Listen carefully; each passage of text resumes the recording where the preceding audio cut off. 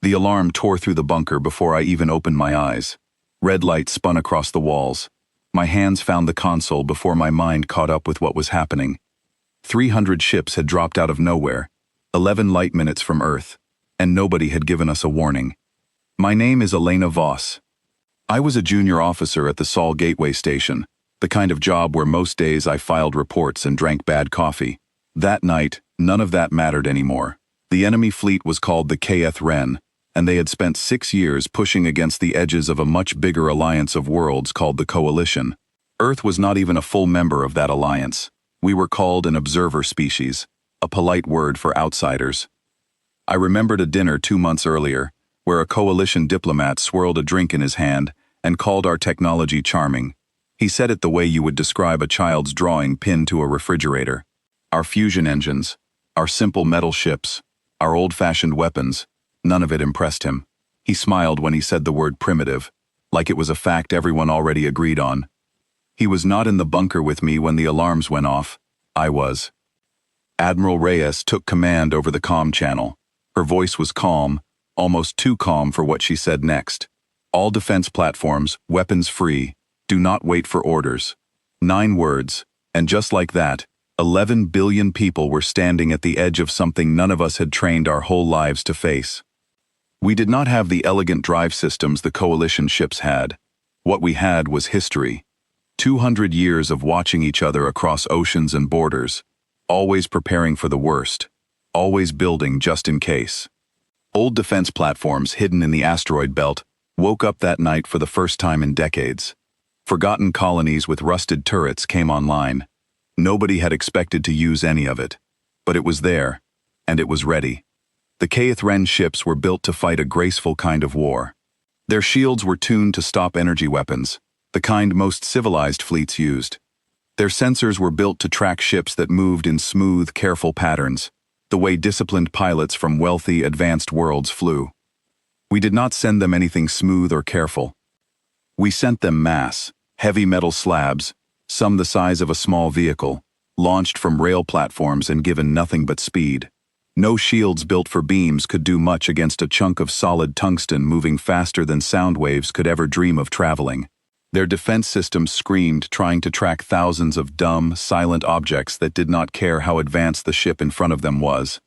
I watched the plot on the screen in front of me. 40 of their ships went dark in the first 6 minutes.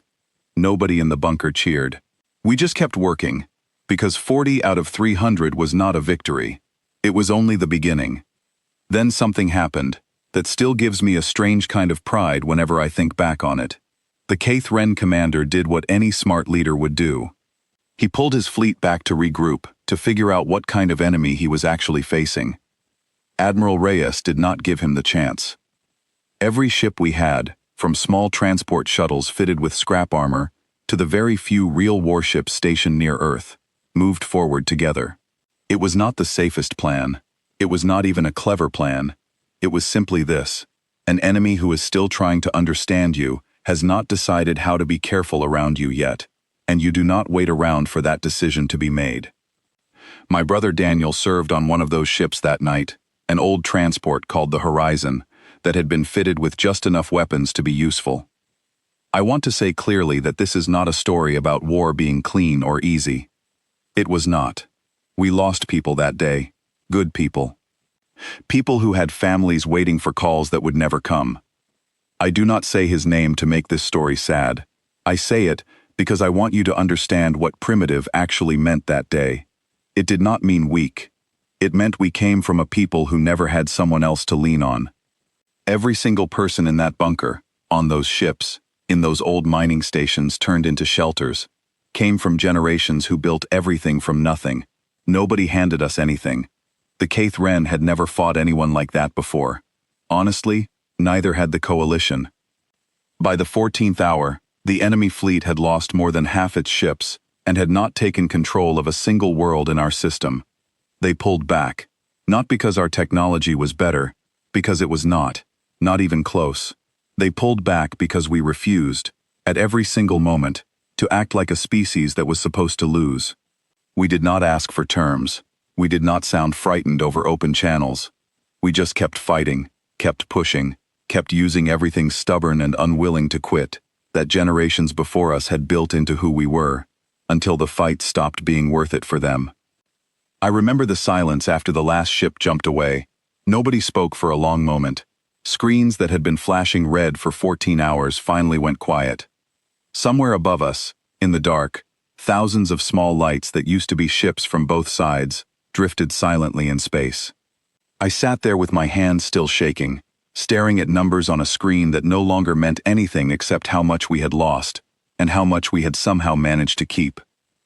Weeks later, coalition officials arrived at Earth for the first time, not as observers, but as guests. I stood in the same reception hall where that diplomat had once called our technology charming. He was there again, except this time his voice was different. Quieter. He asked me, almost carefully, how a species with what he called limited technological development had managed to break a fleet that had rolled through 3 coalition worlds without slowing down even once. I told him the truth. We did not win because our ships were advanced. We won because we never had the comfort of assuming we would win. That meant we never stopped preparing for the day we might actually need to. He did not have anything clever to say to that. Neither did I, honestly. I just wanted to go home. I buried my brother under a sky that, for the first time in our history, was being watched carefully by an entire galaxy that had finally stopped underestimating us. Standing there at the small gathering, surrounded by people who had also lost someone, I realized something that stayed with me long after that day. Being called primitive had never actually been an insult. Not really. It just meant we had never been given anything easy. And somehow, that had made us ready for the one night when everything actually mattered. In the months that followed, life on Earth slowly returned to something close to normal, though nothing ever felt quite the same again. Children in classrooms were taught about the battle not as a story of victory, but as a reminder of what happens when people refuse to give up on each other. Soldiers who had survived that night rarely talked about it in detail. Most of them, like me, simply carried it quietly, tucked somewhere behind everyday conversations and ordinary routines. I met a young engineer named Mira a year later, someone who had helped design part of the old rail platforms that saved so many lives that night. She told me she used to think her work was boring, unimportant, something nobody outside a small team would ever care about.